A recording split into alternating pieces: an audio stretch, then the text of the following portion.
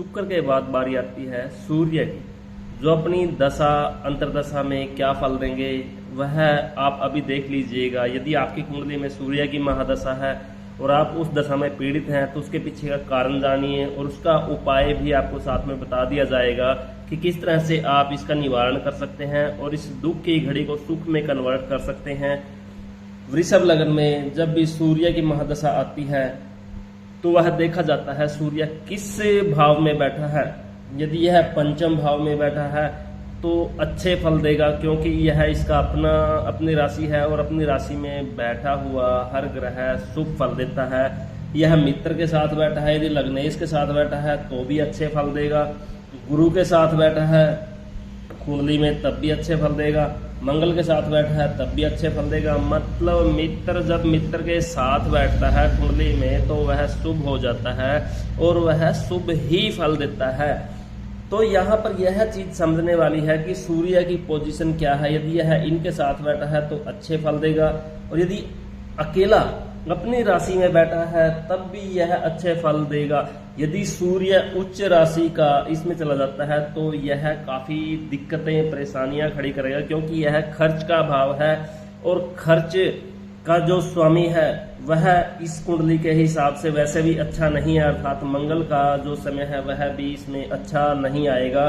सूर्य की जो स्थिति है यहाँ पर यानी कि 11वें भाव में, 5वें भाव में या फिर मित्र के साथ कहीं भी बैठा हो अच्छी जगह पर तो यह अपनी दशा अंतरदशा में अच्छे फल देगा। यदि यह नीच राशि का हो जाता है तुला राशि में, यहाँ पर आ जाता है धनु राशि में, जो नीच भाव में अर्थात पीड़ा देने वाले भावों के अंदर चला जाता है, या फिर शत्रु के साथ जैसे राहु के साथ आ जाए, शनि के साथ शुक्र हो या ये शुक्र के साथ सूर्य हो, मतलब ये तीनों ही ग्रहों में किसी के साथ भी सूर्य आता है तो यह अशुभ हो जाता है और मानसिक व शारीरिक पीड़ाएं देगा। अब बात आती है सूर्य की महादशा। जैसी इसकी स्थिति होगी वैसे ही यह फल देगा। ऐसा नहीं है कि वृष लग्न में सूर्य अच्छे फल देगा, ऐसा भी नहीं है कि यह बुरे फल देगा। बात है इसकी स्थिति की, इसकी पोजीशन की। सबसे पहले पोजीशन देखनी है।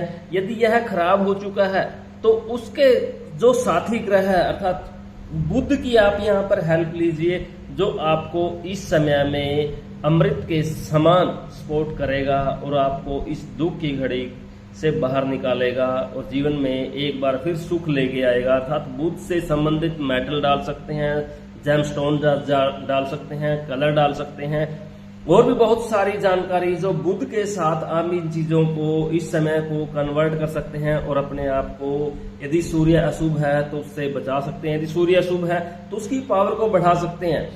जब भी सूर्य की महादशा आरंभ होती है तो सबसे पहले सूर्य में सूर्य की ही अंतर्दशा आती है और यह जैसा होगा वैसा ही फल देगा। यदि शुभ है तो आपको सरकारी विभाग में कहीं ना कहीं अच्छा प्रमोशन, अच्छा फायदा दिलाएगा। यदि सूर्य अशुभ हुआ तो फिर आपकी हड्डियां जरूर तोड़ेगा, कोई ना कोई ऐसा हादसा आपके साथ घटित होगा जिससे आपकी हड्डियां टूटने की संभावना बनी रहेगी। सूर्य में आती है चंद्रमा की अंतर्दशा। चंद्रमा यह समय सामान्य रहेगा, चाहे स्थिति जो मर्जी हो, समय सामान्य ही रहेगा। आपका जो दौर है वह एक कॉमन कुछ हद तक रिलैक्सेशन वाला दौर चलता रहेगा। चंद्रमा के बाद आ जाती है मंगल, यानी कि सूर्य में मंगल की अंतर्दशा। मंगल की पोजीशन भी डिपेंड करेगी। मंगल यदि यहाँ पर बैठा है या मित्र के साथ बैठा है तो यह अपने अच्छे फल देगा। यदि सूर्य भी खराब हो, नीच हो जाए और मंगल भी नीच हो जाए, अर्थात सूर्य यहाँ पर मंगल यहाँ पर हो जाए तो यह आपके जीवन में बहुत बड़े हादसे लेकर आने वाला है, जिसके कारण आपका जीवन नरक के समान हो सकता है। तो यहाँ पर मेन है इन चीजों को समझना, इनकी अहमियत को समझना कि आप इनके बुरे प्रभाव से बचें। अब मंगल अच्छा है तो फायदा, बुरा है तो नुकसान। मंगल के बाद आती है दशा राहु की। सूर्य में राहु की अंतर्दशा जब भी आएगी तो यह आपके गृहस्थ, आपके जीवन, आपके कारोबार, हर चीज के ऊपर ग्रहण लगाएगा और यह समय आपका किसी भी सिरे से अच्छा नहीं हो सकता। जीवन में आपको मानसिक शारीरिक तनाव, दुख, तकलीफ वहन करनी पड़ेंगी। आपको फाइनेंशियल नुकसान भी होगा। हर तरह से समस्याएं आपको घेर लेंगी। यहाँ पर आपको विशेष बुध का उपाय करना है, जो आपको राहु के इस कठिन दौर से बचा सकता है। अब बारी आती है राहु के बाद गुरु की।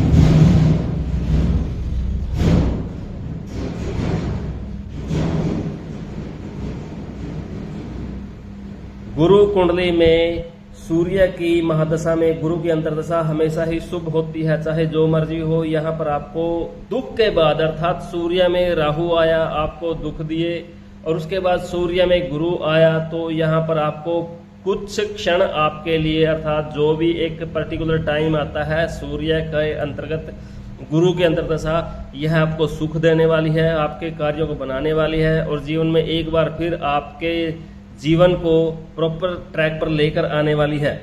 मतलब यह समय आपके लिए अच्छा है। गुरु के बाद आ जाता है शनि।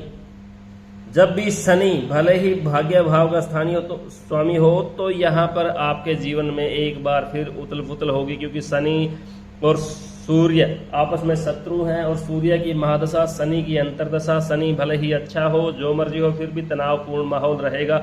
शनि अपना बचाव भी करेगा किसने, क्योंकि कुंडली के अंदर शनि भाग्य स्थान का स्वामी है, जो चाहकर भी उस व्यक्ति का, जिसके में वृष लग्न में जन्म हुआ है, उसको किसी भी एंगल से हानि नहीं पहुंचाएगा। पर आपसे टकराव के कारण घर में गृह क्लेश बना रहेगा, मानसिक दबाव बना रहेगा, और भी काफी ऐसी चीजें हैं जो कहीं ना कहीं सिस्टम को अनबैलेंस करेगी। अर्थात यह उतार चढ़ाव वाला दौर है। तो यहाँ पर भी बुध काम करेगा, अर्थात बुध का जो जेमस्टोन है, यदि बुध अच्छी पोजीशन में है तो वह आपको फुल सपोर्ट करेगा।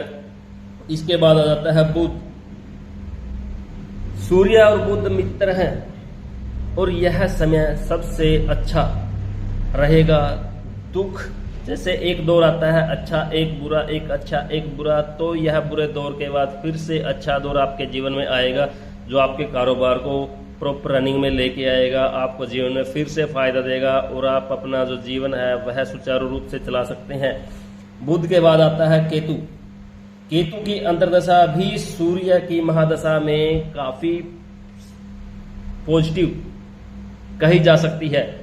वो उनकी स्थिति के ऊपर निर्भर करता है कि केतु कहीं खराब ना हो। केतु सामान्य अच्छी स्थिति में है तो फिर भी, क्योंकि ये दोनों मित्र ग्रह हैं, और जो कहीं ना कहीं आपको इस दौर में सामान्य फल जरूर देंगे। और केतु के बाद आता है शुक्र। शुक्र की महादशा, शुक्र की अंतर्दशा, सूर्य की महादशा में आपको जो फल है वह शनि की तरह ही मिलेंगे, अर्थात मिश्रित फल मिलेंगे। सूर्य का इनके साथ इतना वो मेलजोल नहीं है। सूर्य शुक्र आपस में शत्रु हैं, परंतु लगन का स्वामी होने से यह अपनी कुंडली वाले जो इंसान है उसके ऊपर ज्यादा नकारात्मक प्रभाव नहीं डालेगा। यह उसका बचाव करेगा। सूर्य उसको हानि पहुंचाएगा तो कहीं ना कहीं मानसिक और शारीरिक टकराव चलता रहेगा, कोई ज्यादा बड़ा नुकसान नहीं होगा। तो यह समय भी आपका सामान्य ही रहेगा। अब शुक्र के बाद पूरा जो सूर्य का प्रोसेस है वह कंप्लीट हो जाता है। सूर्य का 7 साल का टाइम यहाँ पर समाप्त हो जाता है। जिसने अपनी दशा अंतर्दशा में अपनी स्थिति के हिसाब से वृष लगन वालों को फल दिए हैं। अच्छा, जिसका वृष लगन में सूर्य अच्छे भाव में बैठा है, यानी कि अपनी राशि का है, अपने मित्र के साथ बैठा है, तो यह अच्छे फल देगा। यदि किसी का नेगेटिव जोन में बैठा है तो उसको नुकसान करेगा। अब आप देख लीजिए आपकी कुंडली में सूर्य किस भाव में बैठा है, उसी हिसाब से आपको या तो सूर्य की महादशा में फल आपने भोग लिए हैं या फिर आने वाले समय में आप उस चीज के फल भोगोगे। अब सूर्य की महादशा के बाद बारी आती है चंद्रमा की। तो हम चंद्रमा की महादशा देखते हैं वह अपने क्या क्या फल देती है वृष लगन की कुंडली में।